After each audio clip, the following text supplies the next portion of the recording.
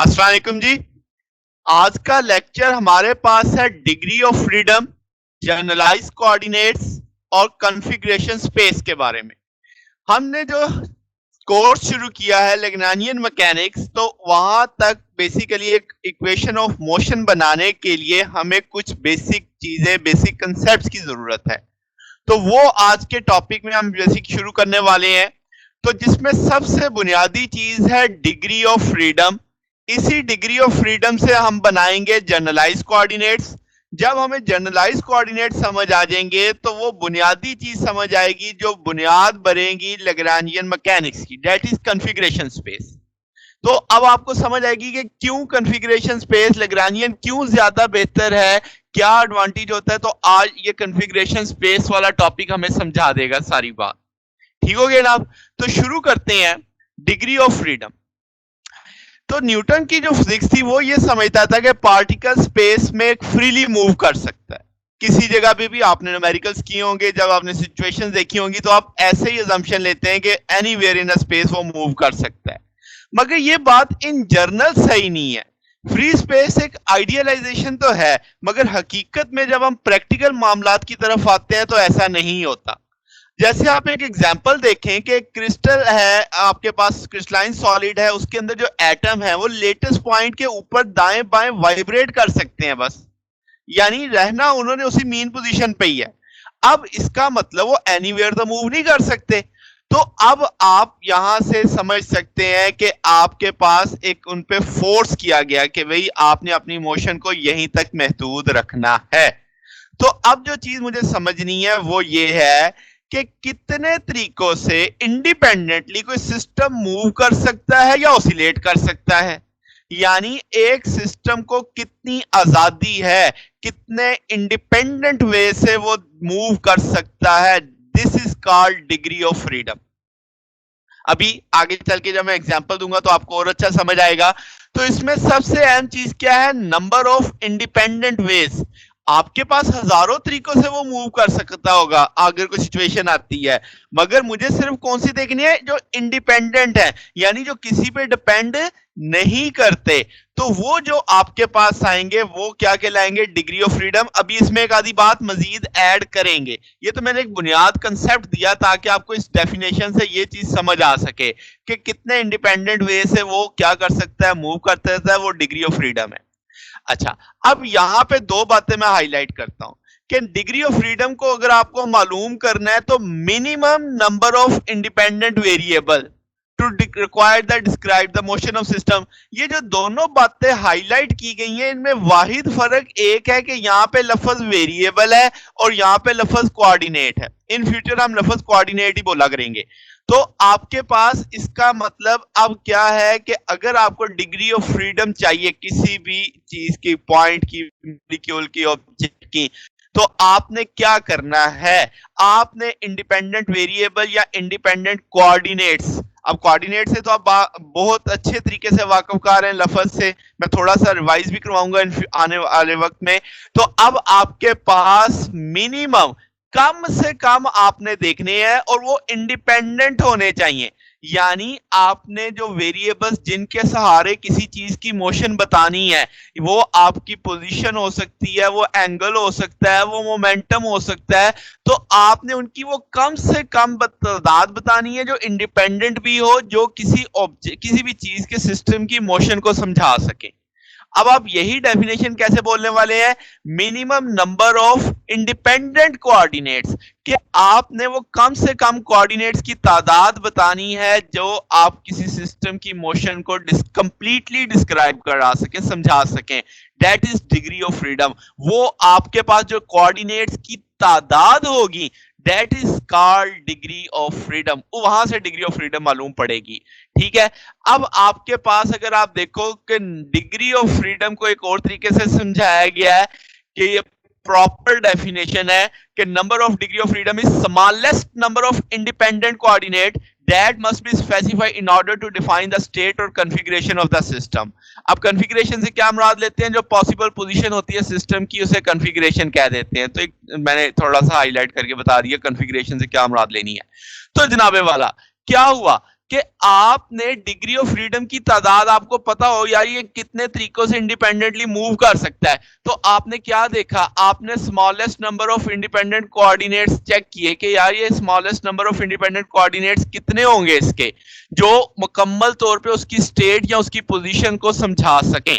ठीक है, जैसे अब आप देखो एक पार्टिकल है, मैंने लिखा है इसकी 3 डिग्री ऑफ फ्रीडम है, तो अब जरा देखो क्या ये एक्स एक्सिस पे मूव कर सकता है, ये वाई एक्सिस पे मूव कर सकता है, ये जेड एक्सिस पे मूव करेगा। जब ये एक्स एक्सिस पे मूव करेगा तो ये इंडिपेंडेंट है, वाई और जेड का उससे कोई लेना देना नहीं। जब ये वाई पे मूव करेगा तो एक्स और जेड का कोई लेना देना नहीं। इंडिपेंडेंट कोऑर्डिनेट समझ आ रहे हैं ना। और मिनिमम आपको 3 ही चाहिए, आप यहाँ पे बीच में भी कहीं पे बना सकते हैं मगर वो इजाफी होंगे। जब इन 3 से मुझे मुकम्मल समझ आ जाएगी तो आपके पास फालतू बनाने की जरूरत क्या। तो मिनिमम का मतलब समझ रहे हैं ना कि आपको कम से कम जहां से आप उसके एग्जैक्ट लोकेशन या एग्जैक्ट पोजीशन तक पहुंच पाए। तो सिंगल पार्टिकल के लिए कितने डिग्री ऑफ फ्रीडम रिक्वायर्ड है, 3 रिक्वायर्ड है। ठीक होगी बात। अब अगर आप एक डाइटोमिक मॉलिक्यूल को देखते हो तो उसके पास 5 डिग्री ऑफ फ्रीडम्स हो सकती हैं, जिनमें से 3 आपकी ट्रांसलेशनल होंगी, 2 रोटेशनल होंगी। जैसे देखो कि अगर ये डाइटोमिक पार्टिकल, ये ब्लिक में सेंटर ऑफ मास का एक तरह से कंसेप्ट है, तो ये डाइटोमिक पार्टिकल एक्स एक्सिस पे भी मूव कर सकता है, वाई पे भी मूव कर सकता है, जेड पे भी मूव कर सकता है। ट्रांसलेशन यहां पे आपको दिखाया जा रहा है कि ट्रांसलेटरी मूव कर रहा है वाई एक्सिस पे, सेम इसी तरीके से ये ट्रांसलेटरी मूव कर सकता है जी एक्सिस पे, सेम इसी तरीके से एक्स एक्सिस पे। तो कितने इंडिपेंडेंट वे हो गए मूव करने के, 3। फिर ये रोटेट भी तो कर सकता है। आप देख सकते हो इसकी रोटेशन को कि ये अब आपको कैसे दिखाई जा रही है, एंटी क्लॉकवाइज, ये दिखाई क्लॉकवाइज। आप वर्टिकल और हॉरिजॉन्टल समझ लो, तो ये आपके पास हॉरिजॉन्टली मूव कर रहा है, ये वर्टिकली मूव कर रहा है। तो इसका मतलब 2 रोटेशनल इसे फ्रीडम है कि ये 2 तरह से रोटेट भी कर सकता है मिनिमम। तो इसका मतलब ये हुआ कि डाइटोमिक पार्टिकल की 5 डिग्री ऑफ फ्रीडम होती है, जिससे हम कंप्लीटली उसकी स्टेट, उसकी पोजीशन, उसकी मोशन को समझ सकते हैं। ठीक है, अब अगर आपके पास एक रिजिड बॉडी है तो मैं कहूंगा उसकी 6 डिग्री ऑफ फ्रीडम होंगी, जिसमें से 3 ट्रांसलेशनल होंगी और 3 रोटेशनल होंगी। जैसे आप इस केस में देख सकते हैं कि आपके पास एक कोई रिजिड बॉडी है, जस्ट लाइक समझ लो जैसे एक आपके पास मार्बल बॉल है, तो वो मार्बल बॉल जो है वो जनाबे वाला आपकी एक्स एक्सिस पे ट्रांसलेशन कर सकती है, वाई एक्सिस पे ट्रांसलेटरी कर सकती है, जी एक्सिस पे ट्रांसलेटरी मोशन कर सकती है। इसका ना 3 ट्रांसलेशन मोशन की तो उसे इंडिपेंडेंटली फ्रीडम है ना, बड़ी आसानी से वो मूव कर सकती है मिनिमम।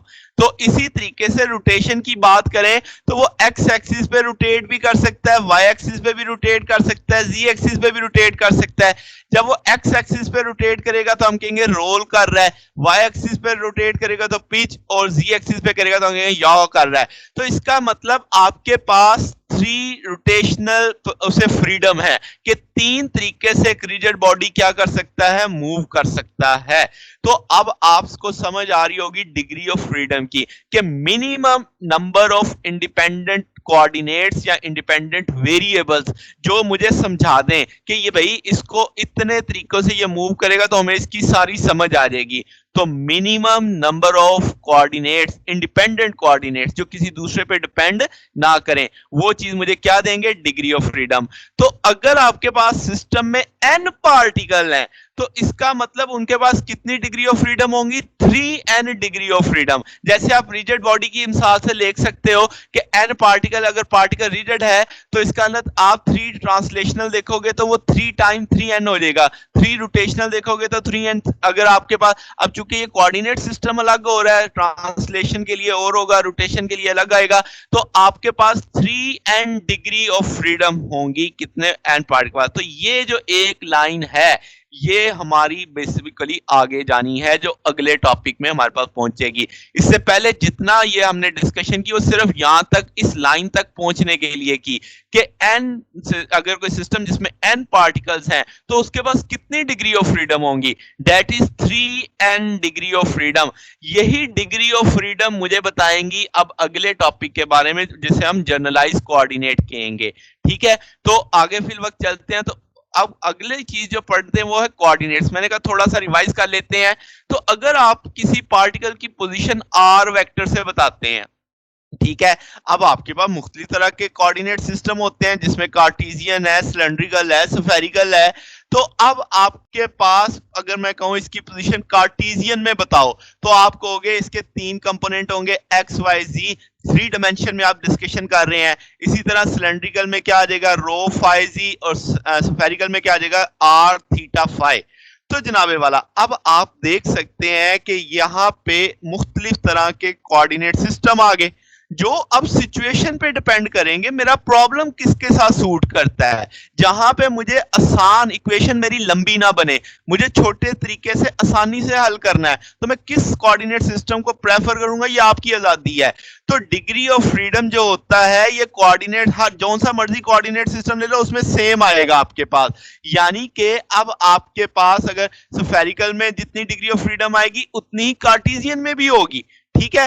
ता वक्त है कि हमने कोई उस पर कोई शर्त, कोई कंडीशन ना लगा दी हो। ओके होगी बात। तो अब आपके पास जनाब क्या हो गया कि जितने, अब आपको क्या समझ आ रही है कि डिग्री ऑफ फ्रीडम जो है वो कोऑर्डिनेट सिस्टम पे डिपेंड नहीं करती। जौन सा मर्जी कोऑर्डिनेट सिस्टम ले लो, डिग्री ऑफ फ्रीडम उतनी ही रहेगी, ठीक होगी बात। और अब आप अपनी सहूलत के मुताबिक लोगे कोऑर्डिनेट सिस्टम, जहां पे आपको न्यूमेरिकल या प्रॉब्लम सॉल्व करना क्या होगा, आसान होगा, उसमें आप सॉल्व करेंगे। तो फिर वक्त मैं आपको एक चीज समझाता हूं यहां से कि अगर मैं 3 डायमेंशन में एक सिंगल पार्टिकल की पोजीशन बताना चाहता हूं, तो मुझे कितने कोऑर्डिनेट्स चाहिए, 3, x1 y1 z1। समझ आ रही है ना बात, कि आपने किसी एक पार्टिकल की पोजीशन बतानी है 3 डायमेंशनल स्पेस में, तो कितने कोऑर्डिनेट्स चाहिए, 3।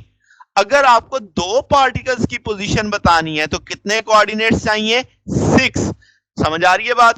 और अगर आपको n पार्टिकल चाहिए, आपके सिस्टम में n पार्टिकल हैं, तो कितने कोऑर्डिनेट्स होंगे, हर पार्टिकल के लिए 3।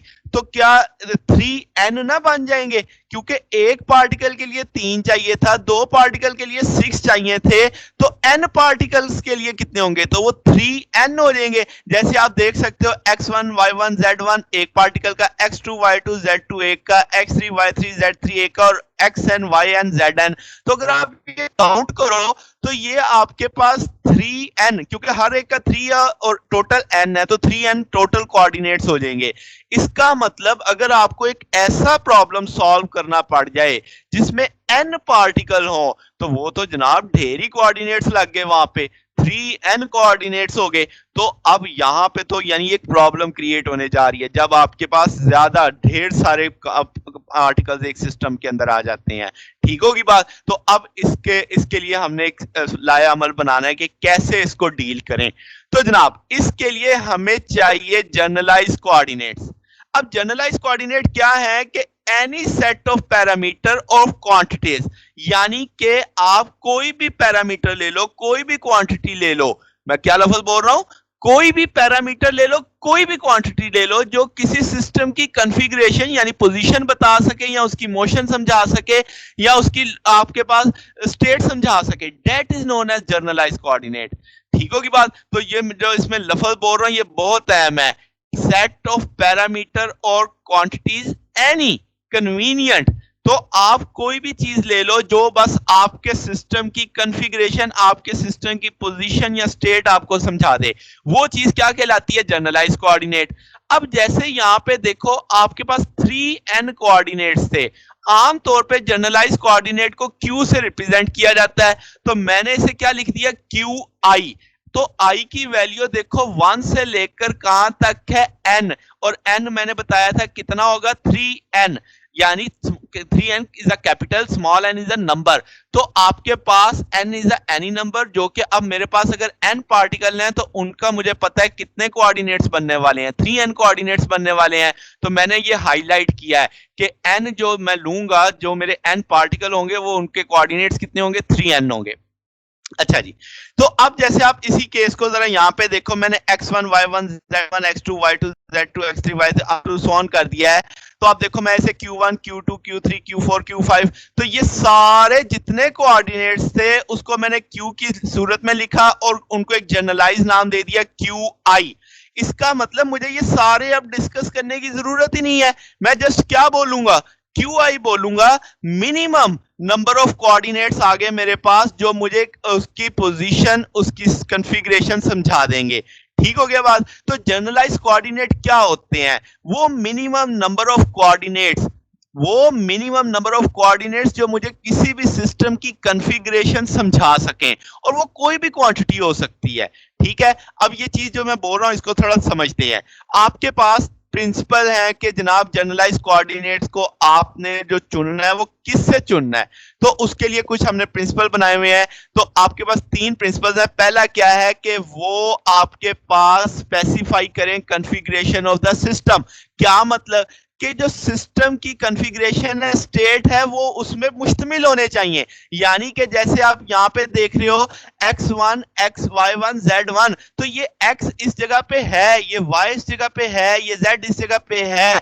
यानी कि ये इस कोऑर्डिनेट ये जो बने हैं ये उसको बता रहे हैं, स्पेसिफाई कर रहे हैं उसकी पोजीशन को।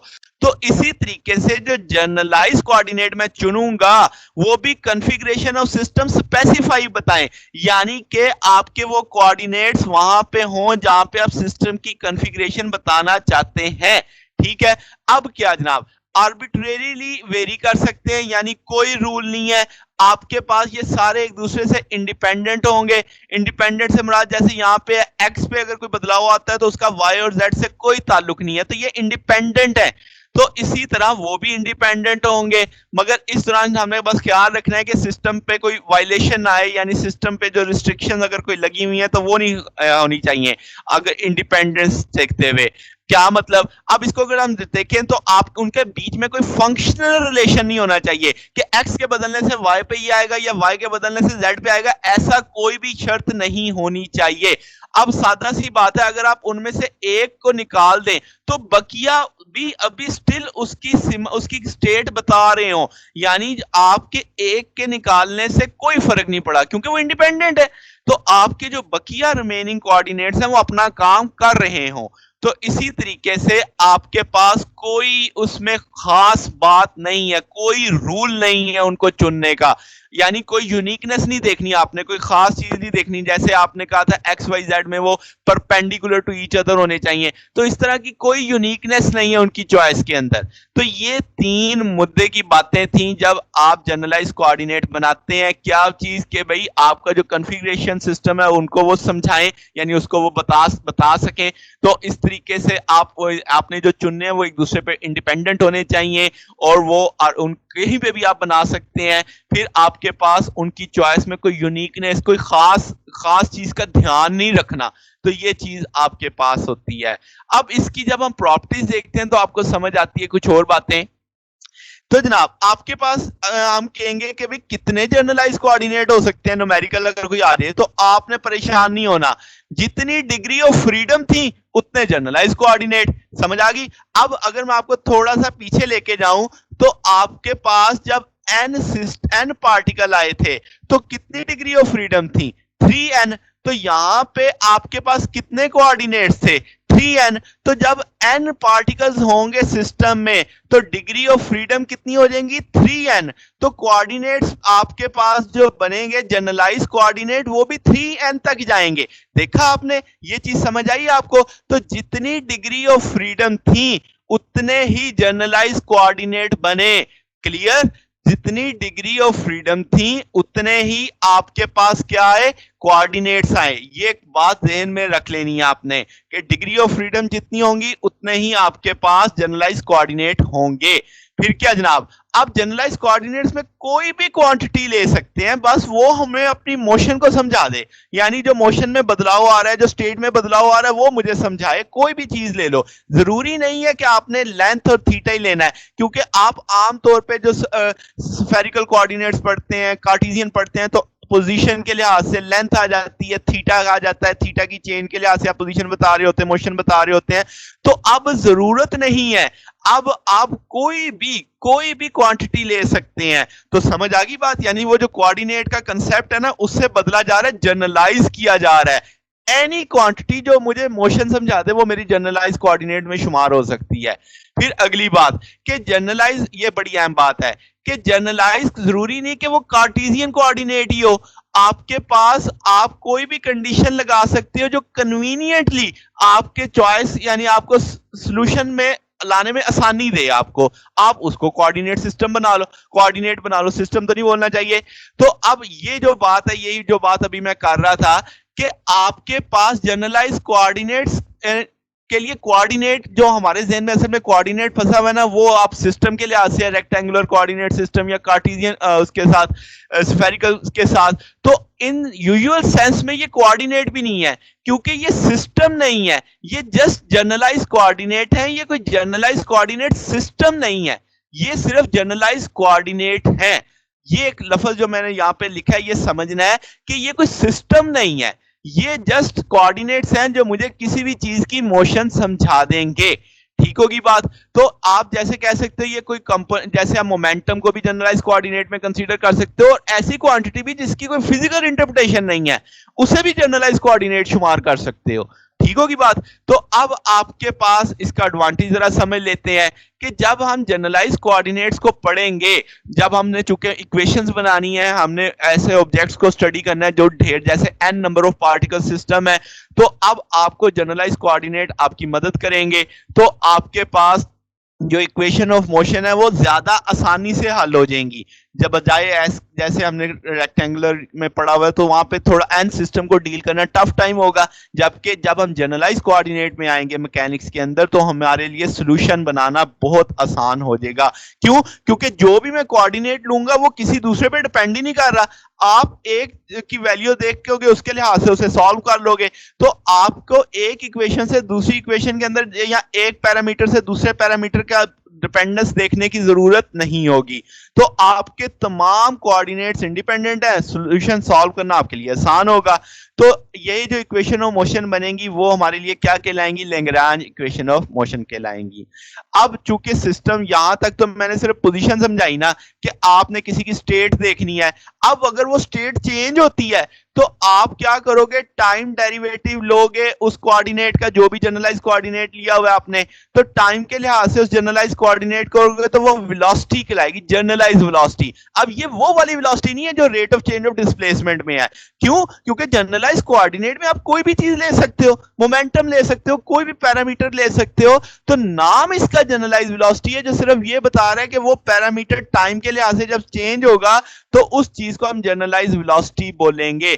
जैसे हम चूंकि जनरलाइज कोऑर्डिनेट्स को q से रिप्रेजेंट करते हैं, qi से, तो dqi ओवर dt को आप देखो ऊपर मैंने डॉट डाल दिया, और यहां पे भी आप i की वैल्यू कहां से कहां तक कंसीडर करोगे? 1 से n तक कंसीडर करोगे, तो आपको जनरलाइज वेलोसिटीज का कांसेप्ट भी अब समझ आ रहा होगा। अब जनाब जो चीज पढ़नी है वो बहुत अहम है, कॉन्फ़िगरेशन स्पेस। ये बुनियाद बननी है जनाब अब आगे हमारी सारी बातों की, हम यही लफ्ज बोल देंगे कॉन्फ़िगरेशन स्पेस, कॉन्फ़िगरेशन स्पेस। तो कॉन्फ़िगरेशन स्पेस क्या है? कि आपके पास n पार्टिकल्स हैं, कि आपके पास n इंडिपेंडेंट जनरलाइज कोऑर्डिनेट्स आ जाएं। ठीक है, यानी किसी भी सिस्टम को समझाना है आपने तो कितने कोऑर्डिनेट्स के साथ? आप कहोगे n इंडिपेंडेंट जनरलाइज कोऑर्डिनेट्स, यानी q1 q2 q3 और qn। ठीक है बात? तो अगर किसी सिस्टम को n कोऑर्डिनेट्स की मदद से समझा जाएगा तो वो जो वहां पे स्पेस बनेगी वो कहलाएगी कॉन्फ़िगरेशन स्पेस। क्या मतलब? कि n नंबर ऑफ कोऑर्डिनेट्स हैं जो सिंगल पॉइंट्स को मुझे समझा रहे हैं, कितने में? इन n डायमेंशनल स्पेस। ठीक है, और वहां पे जो कोऑर्डिनेट्स होंगे n कोऑर्डिनेट्स वो q की जुबान में होंगे, q1 q2 q3 qn तक जाएंगे। ठीक है, आपकी आसानी के लिए मैंने इसे ऐसे लिख दिया कि n डायमेंशनल जो स्पेस होगी वो कॉन्फ़िगरेशन स्पेस होगी। ठीक है, यानी अब आपके पास n डायमेंशंस, n कोऑर्डिनेट्स, समझ आ रही है बात? तो n कोऑर्डिनेट्स जो होंगे वो मिलके अब आपको एक पॉइंट की जो बताएंगे पोजीशन, वो चीज जो होगी वो स्पेस कॉन्फ़िगरेशन स्पेस होगी। अब मैं आपको समझाता हूं एक आसान तरीके से। यहां पे आपके पास पार्टिकल कितने थे? n। ठीक है, आपने हर एक के कोऑर्डिनेट्स लिखे x1 y1 z1 x2 y2 z2। अब मैंने ये सारे n पार्टिकल्स को एक सिस्टम बनाया और उन सब के लिए n कोऑर्डिनेट्स बना दिए वहां पे। समझ आ गई बात? यानी कि अगर आप यहाँ पे देखो x1 y1 z1 मिलेगा, x2 y2 z2 भी मिलेगा, यानी ये सारे कोऑर्डिनेट्स अब आपको मिलेंगे यहाँ पे। मगर अब आपने उन n पार्टिकल्स को अलग अलग नहीं स्टडी करना, आपने उन सबको क्या बनाया, एक सिस्टम। ये जो एक सिस्टम है ये सिस्टम पॉइंट कहलाएगा। अब दो इस सिस्टम पॉइंट के अंदर कितने पार्टिकल्स हैं, n। तो अब आपके पास इसका मतलब जब ढेर सारे पार्टिकल आ गए तो आपको उनको अलग अलग करने की जरूरत नहीं, आपने उनको एक जगह पे किया, एक सिस्टम बनाया और उनको डिस्कस कर दिया कितनी स्पेस के अंदर, n डायमेंशनल स्पेस के अंदर। क्या मतलब कि n नंबर ऑफ कोऑर्डिनेट्स हैं जो सिंगल पॉइंट को बता रहे हैं n डायमेंशनल स्पेस में, और यहां पे n कोऑर्डिनेट्स हैं। यानी कि जो काम आपने इस तरीके से अलग अलग हर पार्टिकल के कोऑर्डिनेट बना के किया था, यानी मैंने एक ही उन तमाम पार्टिकल्स को इकट्ठा करके एक पॉइंट बनाया और उन सब के लिए अलग अलग कोऑर्डिनेट वहां पे डिस्प्ले कर दिए। अब ये जो मैंने x1 x2 x3 लिखा है, ये समझने के लिए आपने लिखना है q1 q2 q3, यानी क्योंकि हमने q's को n कोऑर्डिनेट तक लेके जाना है, और 3n आपके पास n is equal to 3n आपने पढ़ा हुआ है, जैसे यहां पे भी लिखा हुआ है, तो n is equal to 3n आ जाएगा। तो आपके पास जो कोऑर्डिनेट्स हैं n कोऑर्डिनेट्स वो q की फॉर्म में आ जाएंगे, q1 q2 q3 q4 q5 और qn तक जाएंगे। तो ये जो n डायमेंशन बनेगी ये वही काम करेगी, वही रिजल्ट देगी जैसे आप यहां पे रिजल्ट दे रहे थे, मगर यहां पे हर कोऑर्डिनेट्स जब अलग अलग आए फिर उनसे टोटल के लिए जाने में आपको लंबी चौड़ी डेरिवेशन की जरूरत पड़नी थी। तो मैंने क्या किया, सारे के सारे पॉइंट्स को मिला के एक सिस्टम बनाया और उस पॉइंट सिस्टम को, सिस्टम पॉइंट को n कोऑर्डिनेट्स के अंदर रख दिया।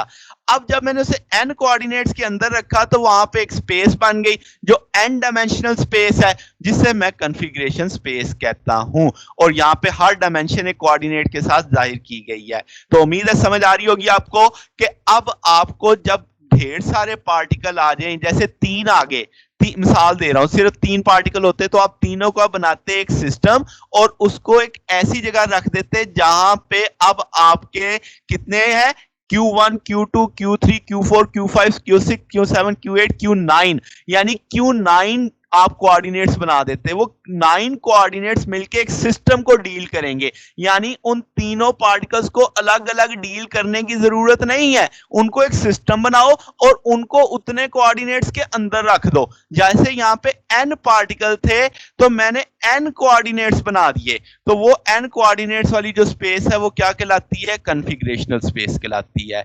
अब यहां से इसको समझना है जनाब। अब जो आपने वो एक पॉइंट बना दिया है जिसके अंदर n पार्टिकल है, वो इसका मतलब वो पूरे सिस्टम की इंस्टेंटेनियस स्टेट बता रहा है, ठीक है। अगर ये पॉइंट जो आपके पास है इसे हम क्या नाम दे देते हैं, सिस्टम पॉइंट का नाम दे देते हैं। अब आप ज़हन में आ रहा होगा कि अगर ये सिस्टम पॉइंट चेंज होता है, यानी दाएं बाएं होता है, ये n पार्टिकल मूव करते हैं, तो हम एक और सिस्टम पॉइंट बना लेंगे जो उसी कॉन्फ़िगरेशन स्पेस में होगा, क्योंकि वो वैल्यू तो रहनी उसी में है ना, क्योंकि हमने जनरलाइज कोऑर्डिनेट में क्या पढ़ा कि वो जनरलाइज कोऑर्डिनेट उसकी कॉन्फ़िगरेशन को स्पेसिफाई करेंगे। तो इसका मतलब ये हुआ कि जो नया पॉइंट बनेगा वो रहेगा तो इन्हीं n स्पेस के अंदर ही ना।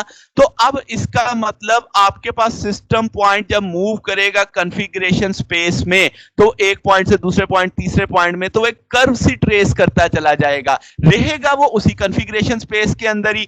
तो ये जो आपकी कर्व होगी, ये इंटायर सिस्टम, उस सिस्टम के अंदर कितने पार्टिकल हैं, n पार्टिकल हैं, ये समझना आपने। तो इसका मतलब अब वो जो ट्रेस बन रहा है, वो जो पॉइंट पॉइंट पॉइंट पॉइंट बन के एक ट्रेस, एक कर्व सी बन गई, वो मेरे पास पूरे सिस्टम की मोशन मुझे समझाई जा रही है।